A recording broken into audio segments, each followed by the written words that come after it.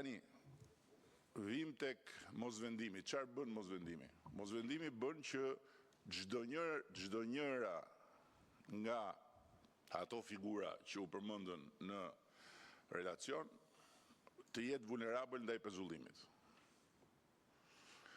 Dhe nga ana tjetër që kufiri ndarës midis pushteteve të jetë si ato gardet me një vrim ku hynë e dalin qend dhe mint.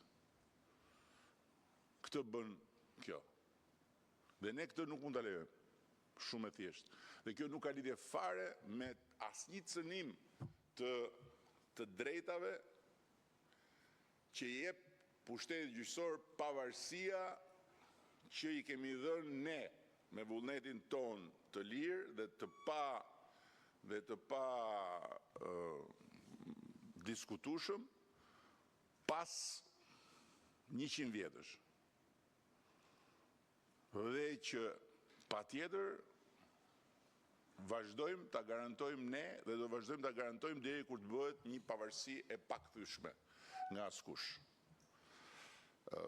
Dhe vendosja e këtij kufiri është shumë e rëndësishme për të përcaktuar edhe një ndarje tjetër që e vëre me keqardhje nuk ekziston në mendjen e shumë kujt.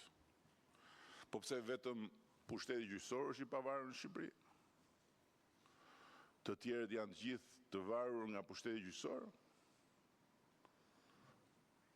Jo, kushtetuta e thot ndryshe. Kushtetuta thot ka 3 pushtete të pavarura.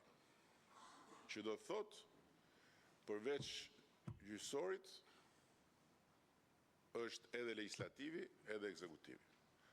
Tani, për çfarë jemi të pavarur ne në raport me gjyqësorin? Dhe ku gjyqësori nuk duhet ta imagjinoj se mund të hyjë në territorin ton. Kur them ton, kam parasysh ne sot, të tjerët nesër mbasnesh, por kam parasysh pushtetin legislativ dhe pushtetin ekzekutiv që buron nga i pari, por që është i pavarur edhe ky nga i pari. Ne jemi të pavarur në të drejtën për të marrë vendime. Vendimet tona janë sovrane dhe nuk ka prokuror dhe nuk ka gjykatës që t'i vërin diskutim dot. Për sa kohë janë vendime të cilat nuk burojnë nga qëllimi